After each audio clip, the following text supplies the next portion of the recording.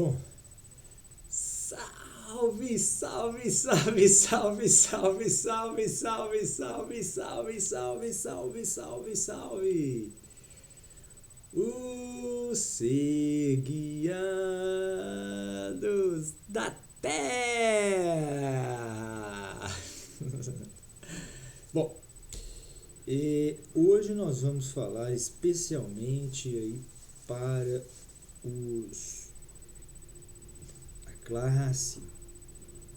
a classe que de repente é uma classe cuja existência, a própria existência é contestada, né? Como se fosse uma espécie de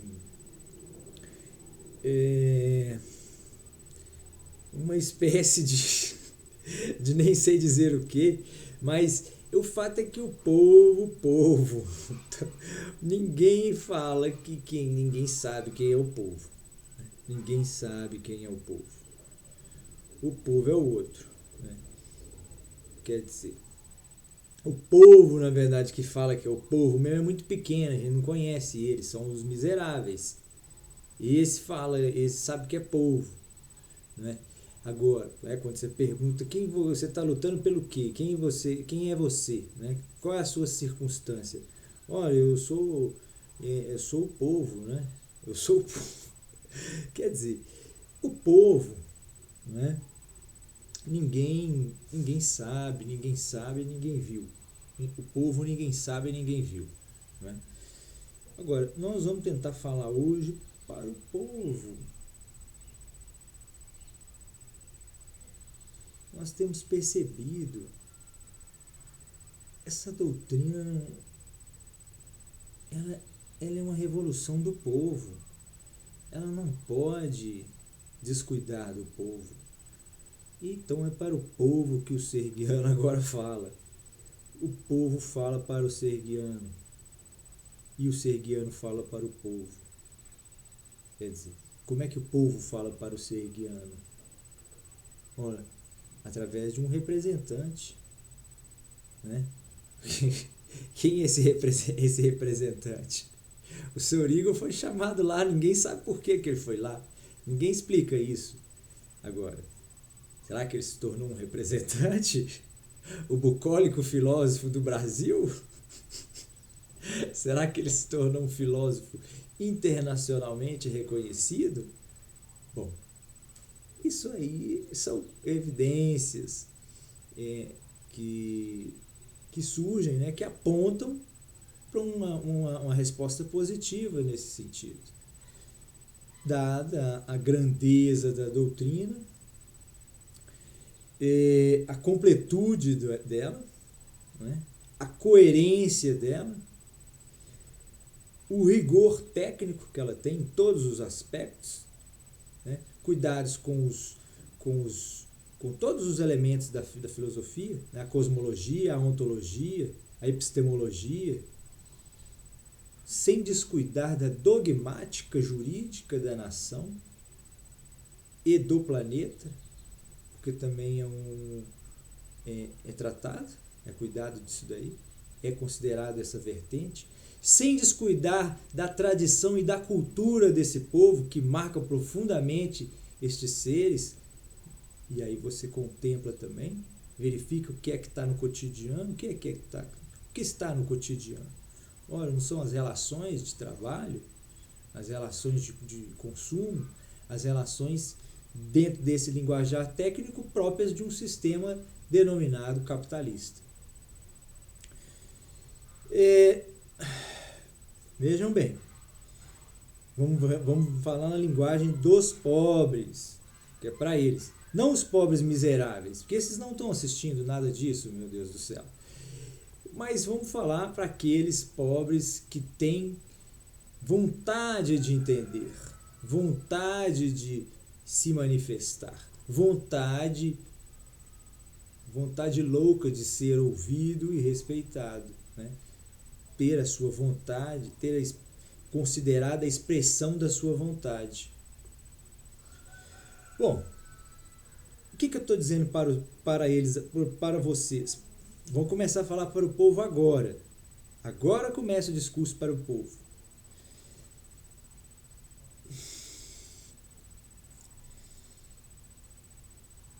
Como qualquer ciência, a filosofia ela passa por estudos. Nós todos confiamos no trabalho de um médico, confiamos no trabalho de um professor, no trabalho de um açougueiro, por exemplo, no trabalho de um engenheiro. Então, porque sabemos ou supomos que aquele profissional está gabaritado para tanto. Né? E na filosofia é o mesmo. Não é? Os pensadores, os filósofos vêm, eles se dedicam a vida inteira. Né? Porém, a formação deles às vezes não é tão técnica no sentido formal e rigoroso de como é para um engenheiro, por exemplo. Porque o filósofo, essa figura que vocês conhecem como filósofo, vocês ouvem falar aí, tem muito vídeo dos nossos amigos aí contemporâneos, filósofos, né, daqueles que não eram historiadores e se reivindicaram depois uma cadeira de filosofia. E aí você, de repente, voltando a falar para os pobres aqui, você de repente não confia, né? Ou não tem encontrado um discurso chamativo e provocativo dentre esses outros profissionais. Né? Quer dizer, é preciso, no primeiro momento, acreditar numa transformação. Então, esses pobres para os quais eu falo são pessoas que, embora sejam pobres, elas têm muitas vezes ensino, educação, elas têm sofisticação intelectual, mas elas ainda não foram capazes de vislumbrar soluções para os seus problemas, embora elas busquem, né, as soluções, busquem a solução permanentemente. Né? Então, esses pobres constituem um contingente muito grande, muito numeroso, porque o mundo talvez estivesse dividido, portanto, em 3 classes, né? A classe dos ricos, a dos pobres e a dos miseráveis. Essa é a separação da sociedade, né? mais acertada. Né? Aquelas proporções clássicas eram próprias do passado, né? Onde você tinha o clero, a nobreza, né? A burguesia ascendente, né?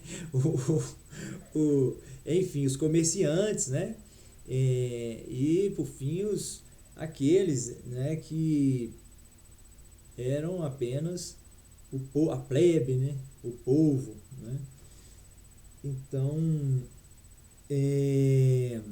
antigamente a plebe era muito desvalorizada, mas a plebe cresceu, a plebe se enriqueceu, a plebe se intelectualizou.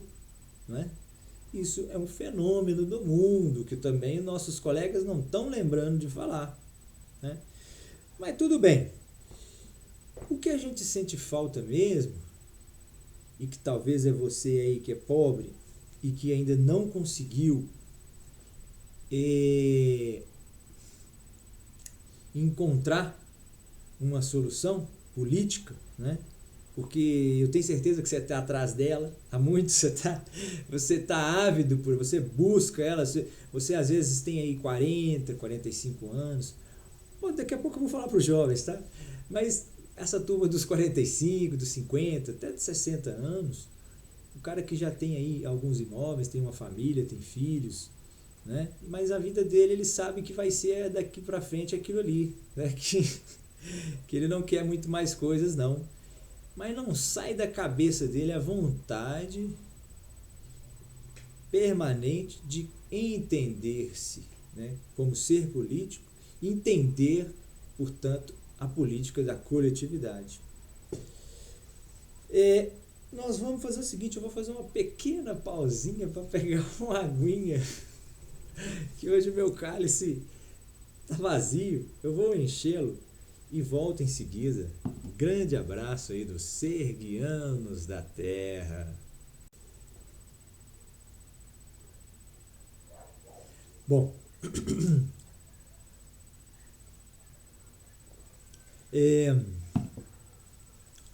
então nós devemos prosseguir dizendo que as pessoas estão em busca desse entendimento pessoal, particular, né? Autônomo, né? Como se fosse uma espécie de sonho, de desejo, né? Uma espécie de vontade demasiadamente desejada, né? E você, no entanto, não, às vezes anda cabisbaixo, né? Desanima, né? Está desconsolado, né? Porque achou que não fosse possível encontrar uma saída que de fato transformasse a humanidade, não encontrou um princípio, uma razão absoluta, universal, que justificasse a sua crença num mundo que pudesse ser perfeito. Quer dizer, você nunca sonhou com um mundo bom. A sua vida de povo foi uma vida sempre de ilusões. Agora, vejam bem, quando você se entrega a esse pensamento, aí realmente fica difícil você vislumbrar saídas deste universo. Mas, no entanto, quando você se ergue e olha à sua frente, ao seu redor, né, e busca em cada canto aonde foi escondida a verdade, né, aonde foi que houve o erro, né, seja ele erro material ou qualquer outra espécie de erro, aonde foi que surgiu esse erro? É o que os serguianos estão propondo agora, para vocês verem que se de repente, para você que é pobre, será que o erro não ficou lá na forma de eleger a sua vontade? É simples, às vezes você está correndo atrás da própria culpa, né? Porque o cara vai passando a vida, às vezes ele acha que ele que foi incapaz de... ele atribui às vezes a inexistência, né? Ele entrega a inexistência de uma possibilidade, de uma solução. Ele não acredita, ele não crê que seja possível uma transformação que aperfeiçoe e torne praticamente perfeito o mundo.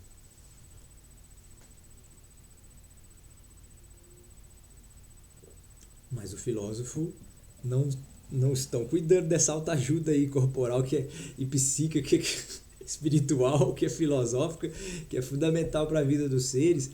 E aí outro dia o camarada lá do Arte Popular, né? Ele é muito excêntrico, aquele cara, né? E olha que o serguianismo entende de excentricidade. Mas eu não achei ele tão inteligente, não, né? Ele é fantástico, né, velho? Ele é fantástico, né? Mas não achei tão inteligente assim, não. Porque, não sei, as músicas, elas têm uma questão cultural, aparentemente muito forte. O Bial às vezes se esquece dessas coisas. A maior parte do povo não entende uma conversa dessa que vocês tiveram aí, não. Você também está falando, não é pro seu público, Biel. Você sabe bem qual é o seu público. É o público mais seleto ainda que o meu. Sobretudo na aula de hoje, né?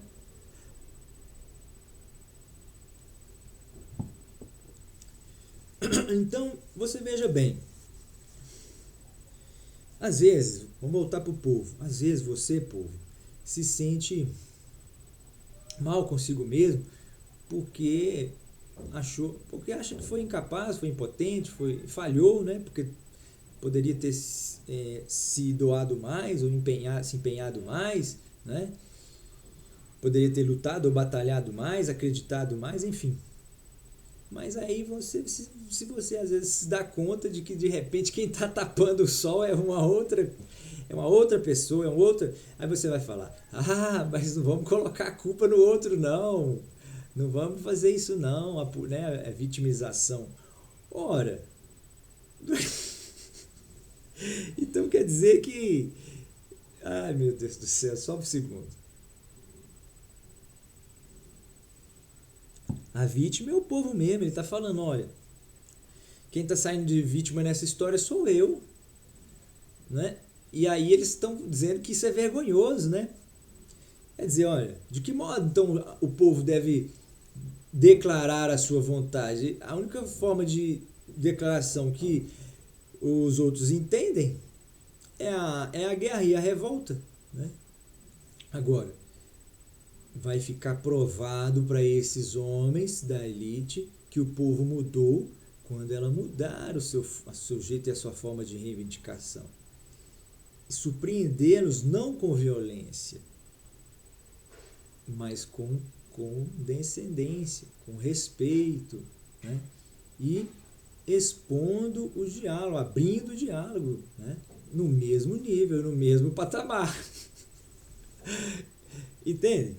E isso através de dirigentes do povo. O povo é preciso ter dirigente, né, que não seja institucionalizado. Essa é uma grande dica que fica aí para os nossos políticos brasileiros, para os nossos filósofos da política, né, aquela mais aplicada, né, mais notadamente aí os juristas, né, incumbidos aí de legislações, enfim. Vocês aí deviam prestar atenção nessas aulas dos serguianos, tá certo?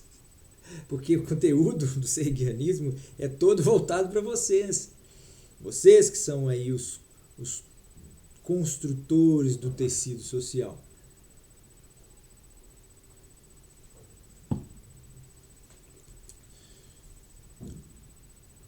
Mas você veja bem, vamos voltar para o povo, tá?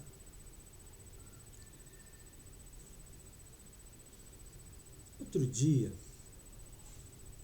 eu estava conversando com alguém, e aí esse alguém era alguém do povo, né? E esse alguém do povo falou o seguinte, ele falou um conceito lá, você conhece o que é latifúndio? Ele falou, latifúndio? Não, latifúndio não conheço, não sei o que é latifúndio não, né? Agora você veja bem, olha como é que é sofisticado o universo da política, com números, com cifras altíssimas, com atitudes, né, com comportamentos, né, o comportamento de um presidente, né, o que é que leva efetivamente esse homem a agir como ele age, quer dizer, é um desejo do coração dele de fazer o bem, é algo que ele prometeu para si mesmo de cumprir, então ele está honrando a si mesmo em primeiro lugar. Será que isso é um orgulho, é a vaidade dele quem está dominando? Será que é o amor no coração dele, o amor cristão que ele afirma inclusive que tem, né? Pode ser o amor de Cristo, pode ser o amor de Cristo que está querendo se apresentar ali, né? E de repente pode vir nos surpreender com um ato totalmente inovador, né? E repleto de condescendência e respeito, né? Quer dizer, isso pode vir a acontecer, todas essas coisas são possíveis, né? Agora, vocês vejam bem,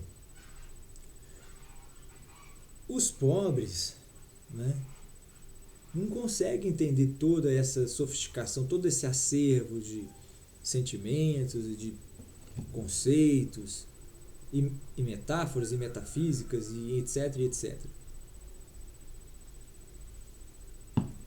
A gente sabe, povo, que você não entende muito bem isso. Uma parte do povo, a maior parte, não entende isso. Existe uma parte seleta do povo que entende, né? O povo também tem camadas, né? As pessoas acham que o povo é uma massa, mas é possível você identificar camadas, né? Existe o povo, como são três as camadas universais, contemporâneas, né? Aquelas identificadas lá de cima pelos serguianos, quando lançaram a sua metodologia universal e de identificação dos planetas, né? Quer dizer, eles têm os critérios deles, né? Agora, esses critérios nos parecem muito interessantes, né? Tanto que nós desejamos até copiá-los, né? Então, é isso que o povo tem que compreender, porque senão a história do povo vai continuar sendo sempre essa. Nós vamos entrar numa outra era que vai vir agora, uma era extremamente sofisticada. Os ricos, a elite, vai dar um salto à frente do povo fenomenal. Esse é um despedir que a gente pode ainda ter de algumas figuras, vão sumir, sabe? Certas personalidades vão sumir, porque eles vão embarcar para lugar, eles vão viver em lugares muito longínquos, né? Então, eles vão embarcar para lugares longínquos. Como é que a gente vai saber? Ele tá lá, fulano tá lá em Alpha Centauri, tá lá em Alpha Centauri. Quer dizer, isso não dá para pegar um ônibus e se você não for parte da frota, né, da frota da classe A, você não vai poder embarcar numa nave espacial dessa, né? E ele vai para um planeta distante, esse planeta vai entrar em processo de colonização, né? E essas pessoas vai vir boatos de lá que não se sabe que fulano tal aconteceu com ele, que não aconteceu, mas é que ele não vai aparecer mais, ele vai ficar sumido. De vez em quando vai vir um que já não aparecia há muito tempo e voltava e dava as caras, né? E todo mundo fala, ele está vivo. E aí é coisa tipo como se o Elvis aparecesse agora. Bom, olha, então o povo é o seguinte. Tem que ir atrás disso o povo intelectualizado, a classe do povo intelectualizado. É para essa aí que a gente fala. É para essa aí. Porque essa classe é capaz de conduzir outras pessoas que estão atrás de si. E esse é o caminho que às vezes ela dispõe de cada vez mais se tornar uma autoridade para disseminar esse conhecimento, né? Esse conhecimento é preciso a disseminação dele. Ele não é uma reivindicação política, né, partidária, não poderia ser, né? Jamais, porque o princípio do partidarismo político é sempre a eleição, né, justa, né, quer dizer, coerente, né, eficiente, eficaz, né, eficaz e eficiente sob que perspectivas? Ora, em realizar aquilo que supostamente se propõe, né, que é o quê? A apuração das vontades.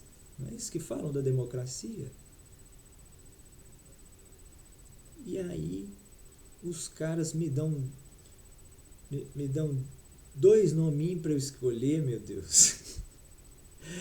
Toda a filosofia política, todo esse acervo dogmático, batalhado por anos a fio, de repente se partem no meio em dois monolitos, onde uma civilização de hábitos excêntricos esculpe o seu totem divino.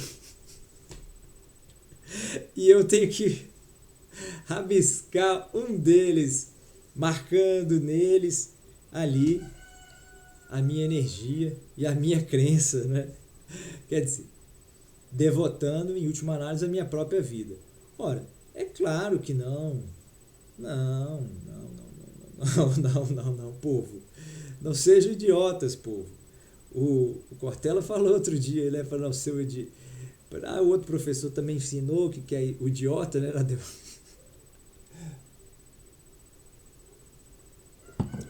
O Cortella tem um vídeo dele falando, meu Deus, não seja um otário.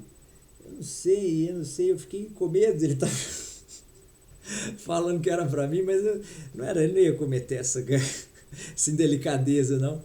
Mas é, o povo, naturalmente, tem que seguir esse caminho, né? Que é um caminho realmente da sua transformação. Né? Abaixo do povo, só os miseráveis, que são aqueles que vivem em transe, nós já falamos deles. Né? A gente conversa com essas pessoas na rua, porque apesar desse transe, ainda eles conseguem verbalizar, né? Eles não entendem muito bem mais nada, não. A consciência deles está estagnada, né? A consciência deles está estagnada. Mas eles conseguem comunicar, né? Gesticular, falar, evidentemente, mas da a sua maneira, né? Dentro do seu universo, né? Eles fecharam, eles secaram tanto, construíram um universo tão particular que não foi possível dar entrada de ninguém, a existência tão somente deles. E por isso eles acabam definhando. Agora, muitas vezes eles definham e outras vezes eles expandem, né? E aí fazendo com que todos caiam nessa bolha, né? Inexoravelmente, né? Por serem tragados, né? Pela sua expansão, né? Isso acontece também frequentemente, né? Agora, nenhum desses acontecimentos é tão legal, porque ele é muito exclusivista, né? Ele é particularizado, né? Quer dizer, quando, por exemplo, um Raul Seixas surge aí, ele é uma espécie de bolha de sabão que abrangeu toda a cultura naquele momento, né? Da sua existência. Agora, o Brasil tem que sonhar espíritos mais austeros, né? Mais sérios, né? Mais sisudos, né? Que sejam mais responsáveis, né? Responsáveis com o quê? Com o respeito ao outro, né? Respeito ao outro, não ao amor ao outro. Claro que não, o amor é um tema para ser pensado depois que houver respeito. Não falemos agora em amor, tá? O povo aprendam isso. O povo é conhecido pela sua passionalidade. Eu deixei a paixão do povo para o final por causa disso. Sabia que precisava de iniciar de uma forma mais branda para que não os assustasse, né? Demasiadamente. Mas o que acontece é que essa paixão pelas suas metafísicas, por exemplo, que são as suas crenças, né, seja em religiões monoteístas, né, antigas, né, seja a Igreja Católica Apostólica Romana, seja a Igreja Protestante, né, do século XV, XVI, XVII, seja uma denominação nova que tenha surgido no final do século, ou no limiar do século XX, ou no final ou no início do século XXI, né? Nós estamos no século XXI, não estamos? Eu acho que nós já entramos. Não, nós estamos no século. Meu Deus do céu, nós estamos hoje, ano 2020. É porque a gente fica fora, fica em Sérgios. Claro que quem sabe, quem conhece a história, o povo ainda.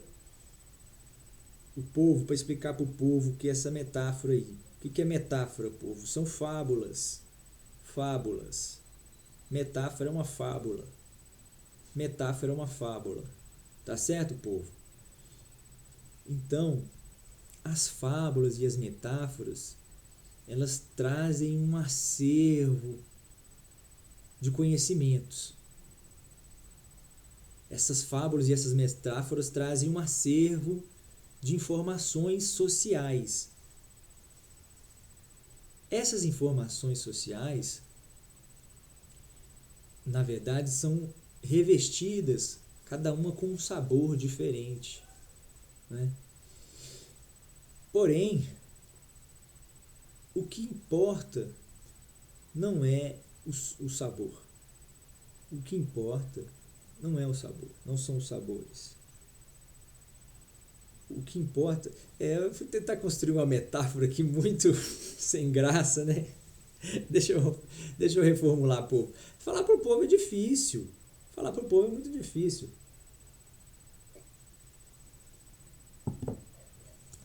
O intelectualizado não, mas eu tô me dirigindo agora àquele povo menos intelectualizado, né?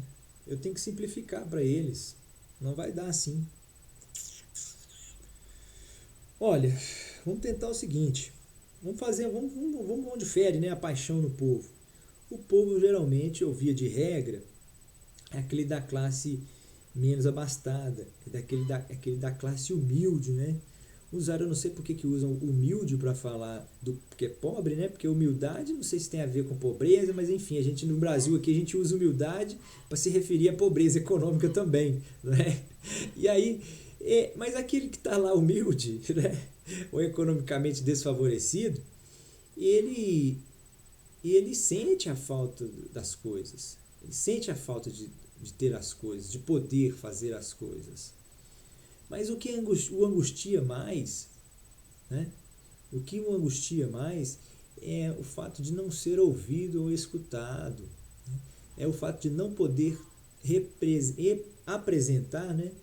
Ou ter representada efetivamente ou apresentada, né? A sua razão, ou a sua vontade, ou o seu querer, ou a sua manifestação, né? Mesmo que não fosse em forma de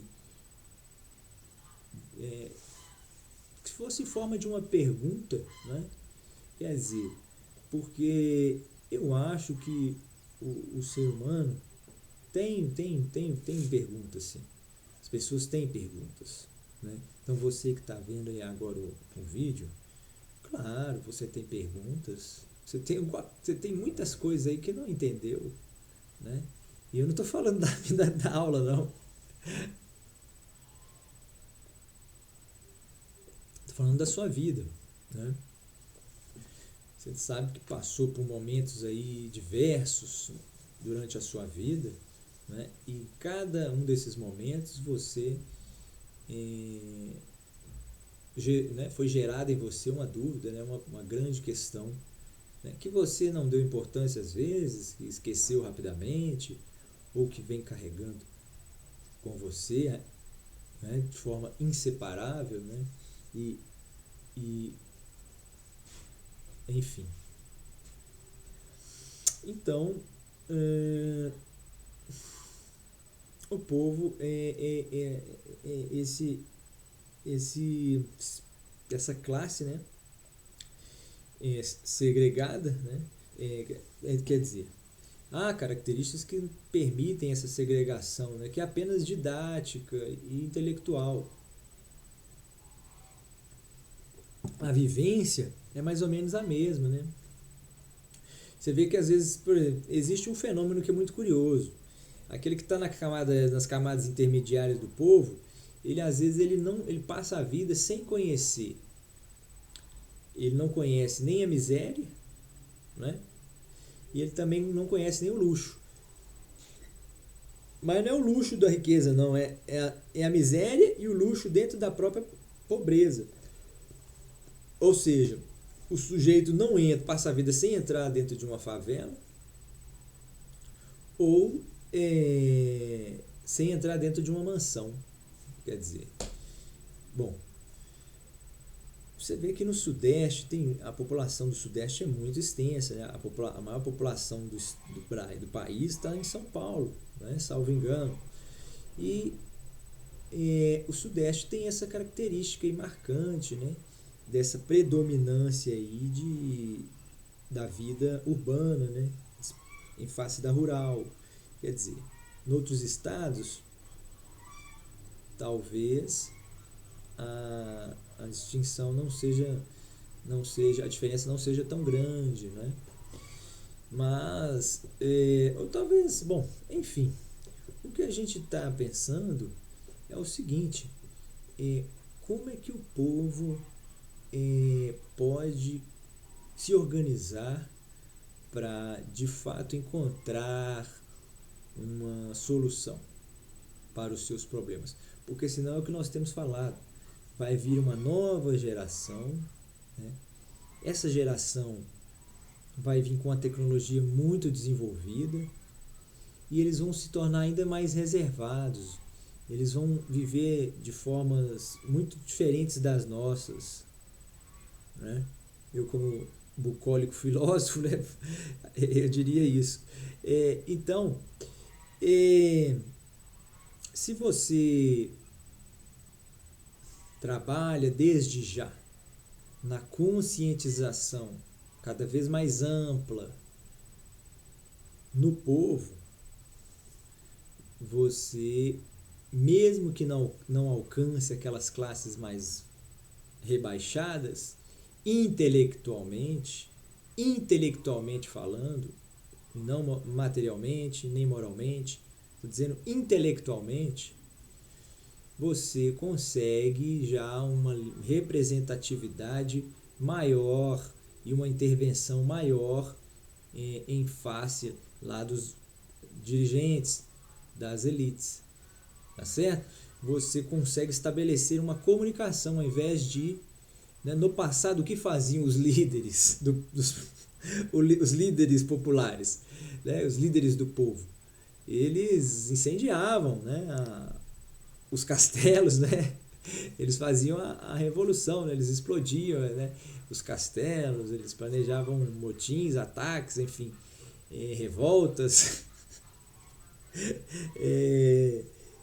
E é isso que acontecia, a forma de intervenção que cabível naquele momento, naquela ocasião, era essa, né? E ela foi empoderada, né? Ela foi tomada porque, se não houvesse ela, de fato não haveria transformação. Ela foi muito bem pensada, né? E foi uma última ratio, né? Nem mesmo ao povo deveria ser permitida essa tal de última ratio aí, mas enfim.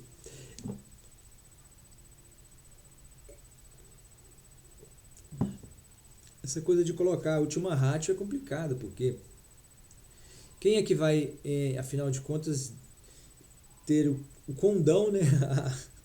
O poder de discernir uma coisa da outra, né? Quer dizer, foi o que nós falamos, inclusive, sobre a verdade na aula passada. Como é que a gente trabalha com o conceito de verdade? Verdade ninguém, é um instrumento que, seja lá o que ele for, metafisicamente, ele não nos é útil, tecnicamente falando, né? Quer dizer, socialmente falando, verdade para nós não é muito interessante.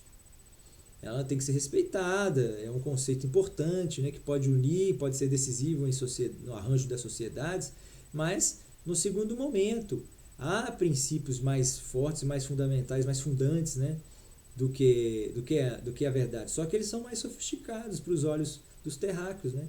Eles são produtos desconhecidos ainda pelos terráqueos, né? Mas o que acontece o povo que não entende isso, a gente fala para o povo, a gente explica para o povo que acha que o mundo, né, o mundo é feito das suas metafísicas, né? E aí entra uma parte do povo, entra uma grande massa do povo aí agora. Nós estamos dividindo o povo pela questão da crença numa metafísica. Tá? Vou falar agora, você vai se identificar aí. Você é aquele crente, né, aquele metafísico que acredita numa religião, por exemplo, uma religião protestante, ou você é uma espécie de católico não praticante e a sua não prática acabou o tornando, né, ou constituindo em um ateu, né? Porque o ateísmo ele é também daqueles que têm dúvidas ou estão incertos, né? Hesitam, não sabem dizer da sua crença, né? Não tem afirmação positiva, né, objetiva sobre a sua crença metafísica, né? Então esse também é uma espécie de ateu. O ateu é aquele que não crê em Deus, ou esse que não tem um segmento, porque tem incerteza, ele pode se dizer, claro, por dentro da lógica, que ele também não crê em Deus. Né? Ele não crê em Deus. Né? Agora, porque você vai falar, ele crê em Deus, mas não tem um posicionamento. Olha que desesperador isso. Essa é a resposta mais confusa que alguém pode te dar e a gente ouve ela toda hora. Isso dá dó e dá tristeza. Mas tudo bem. Se você se identificou com isso daí, não se assuste não. Vou lhes mostrar uma possibilidade distinta de pensar.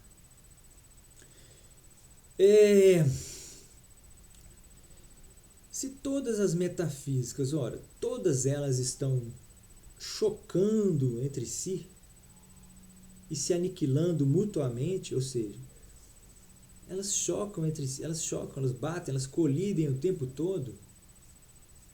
Quer dizer, a sua metafísica, a crença na sua metafísica com a crença de uma outra pessoa numa outra metafísica. O que é que choca? O que é que se choca efetivamente?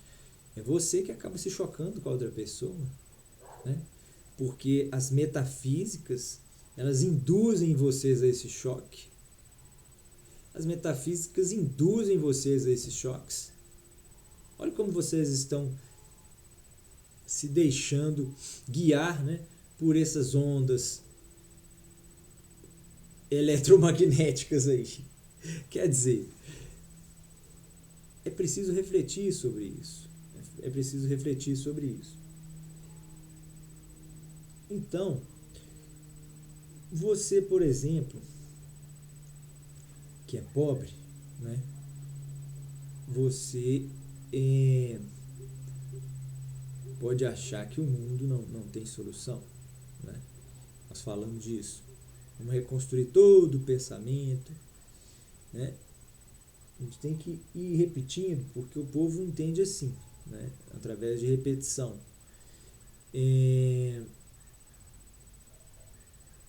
Nós temos dito, senão vai ser a mesma história. Por que tudo isso? Vamos lembrar para não ficar. Vamos levar para a gente animar. Por que a gente faz isso? Ora, porque senão vai vir outra civilização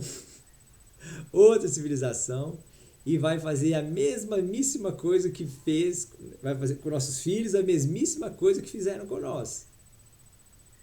E vão dizer ainda que a gente fica, que a gente se faz de vítima. Vão dizer ainda que a gente se faz de vítima, né?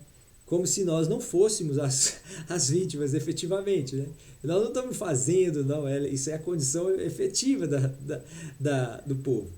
É a vítima da situação. Né? Isso é elementar. Agora, como é que isso precisa ser dito? Ora, de uma forma educada, de uma forma sofisticada, de uma forma intelectualizada, não de uma forma ignorante, né, que é feita só através da força. Nós estamos falando tanto na Kundalini aí, os alienígenas do passado estão contando lá. São as duas cobras que vão circundando e elas formam o quê? O código de DNA. O que está no livro lá do Sergiano? O Sergiano se liga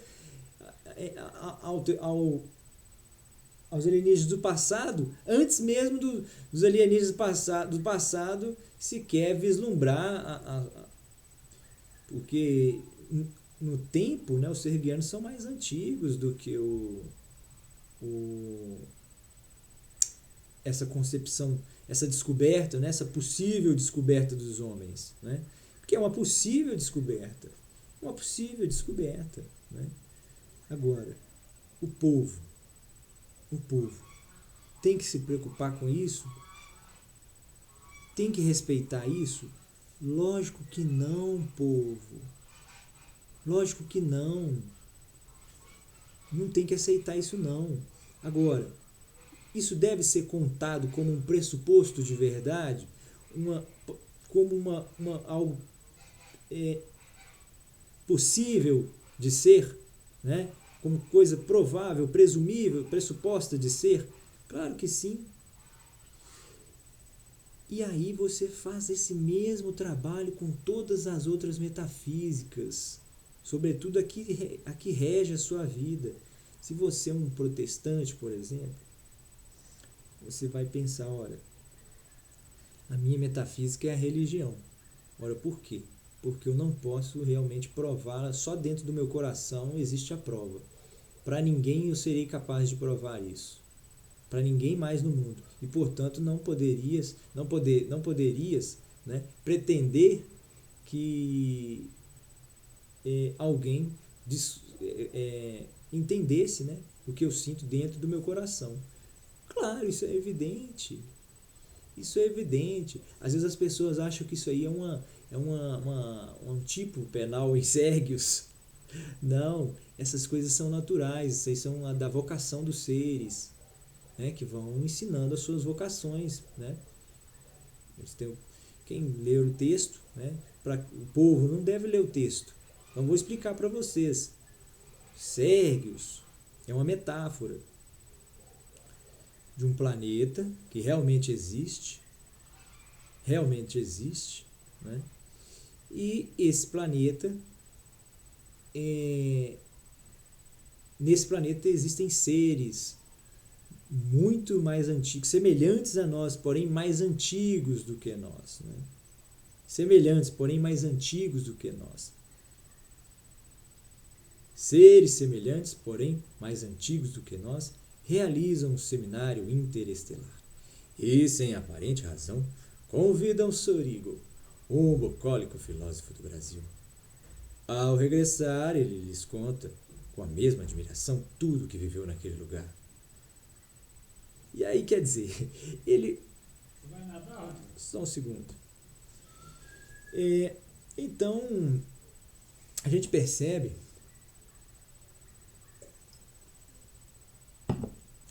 que essa é mais uma metáfora. Mas essa metáfora, ela é construída só para a espécie de ornamento de uma técnica jurídica, né, crucial para qualquer arregimentação social. Né?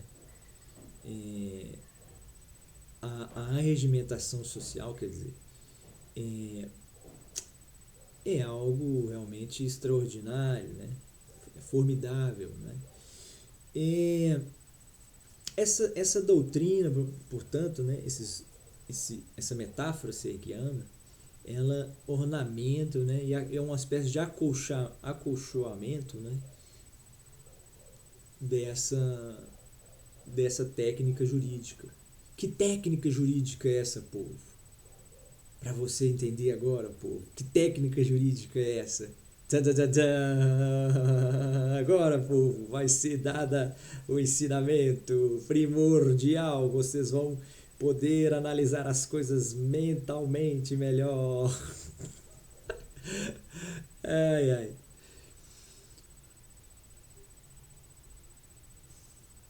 Como estabelecer a melhor forma e o melhor modo de viver? Ora, muito simples, perguntando a todos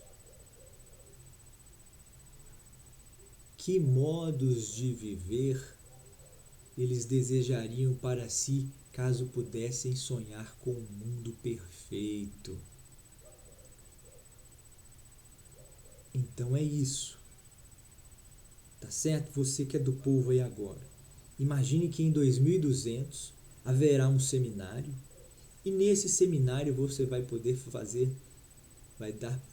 pela primeira vez você vai dar o seu verdadeiro voto. Nesse dia te ouvirão. Nesse dia você tomará a tribuna. O seu voto será público. O seu voto será público. E durante muito tempo, pessoas de todo o planeta passariam por esse lugar. Isso está tudo na fábula lá dos sergianos, né? E esse lugar se tornou um lugar então sagrado, né? Passados anos aí esse lugar foi que seria hoje aqui na nossa Terra, no nosso planeta, tombado. Quer dizer, porque os seres passavam ali publicamente, falavam, alguns deles falavam alguma coisa, tinha alguns minutinhos lá para falar, e aquilo era passado, estava sendo publicado no mundo inteiro, em tempo real, só dava isso nas televisões, e as pessoas se empolgavam cada vez que alguém falava uma coisa, e aí o mundo se via a si mesmo, e o povo começou a se ver a si mesmo, de uma forma mais sofisticada, que antes não havia sido contemplada. Por quê? Porque não havia ainda essa sofisticação política e filosófica.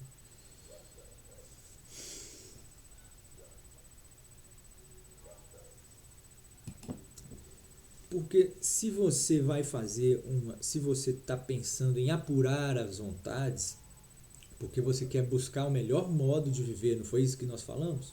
Se você pudesse sonhar com um mundo perfeito, como é que você montaria este mundo? Né?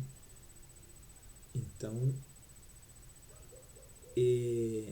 você teria que trabalhar com certas respostas que, de fato, constituiriam, né, o mundo daquela exata forma como você concebeu. Né? É o que acontece, inclusive, hoje com a religiosidade das pessoas. Né?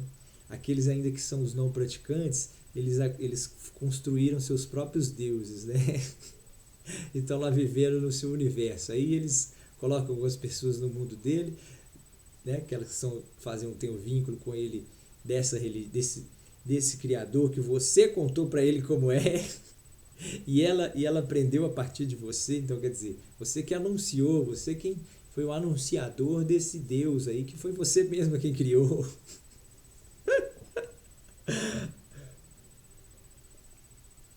Agora, todas essas, com todo o respeito do mundo, falou hoje no Papa, aí, ó, que estão querendo deixar as mulheres, né? Há uma pressão já antiga do Vaticano aceitar as mulheres lá em cargos de autoridade, né? E aí, engraçado que todo mundo falou que o Papa falou isso, o Papa falou aquilo, por que não deram o Papa não falou nada? A gente ouve muito pouco o Papa falar, ele fala muito pouco. Ele devia falar todo dia na televisão. Ele tinha que falar todo dia na televisão. Eu acho que assim, se ele falasse assim, eu acho que ele teria o mesmo tempo que os pastores, porque os pastores nessa campanha aí estão dispondo de mais tempo, né? Eu não sei por que a igreja não faz publicidade, né? A igreja do Vaticano. Bom, olha, eu não tenho nada a ver com isso, eu tenho que respeitar tudo isso. Agora, parece plausível que todas essas metafísicas estão fazendo com que nós choquemos uns contra os outros.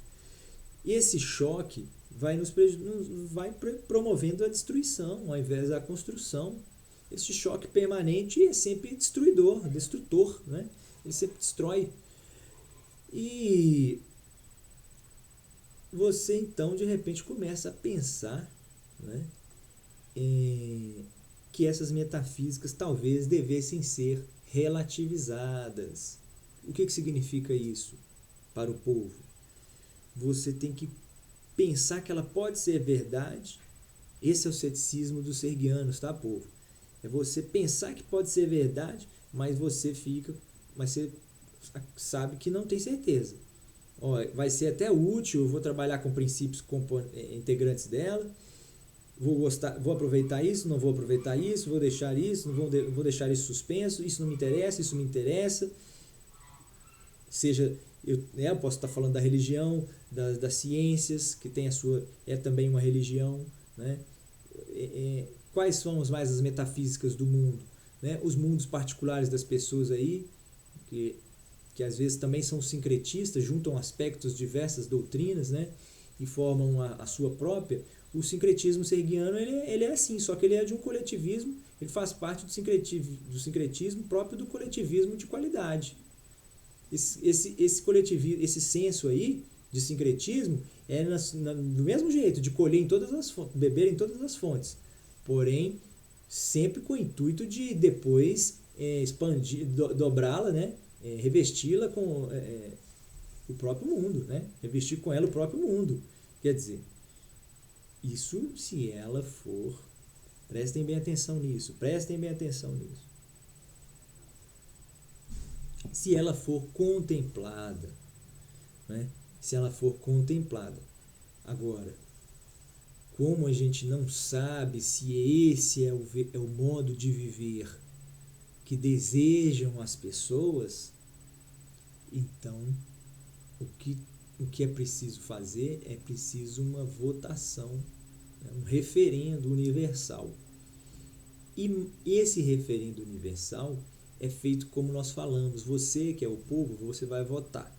Só que o dia de você votar, você vai passar antes por um trabalho. Nós vamos trabalhar vai haver um programa de conscientização, né, e de nivelação, por assim dizer, né, de compensação. Né? Não será possível nivelar, mas vai ser necessário compensar. Quando houver esse trabalho de compensação, estiver pronto, aí você inicia a votação dentro de um prazo de amadurecimento espiritual e intelectual da resposta, e depois disso você deixa para essa pessoa ir confirmar o seu voto depois de algum tempo, talvez depois de algum mês ou 2.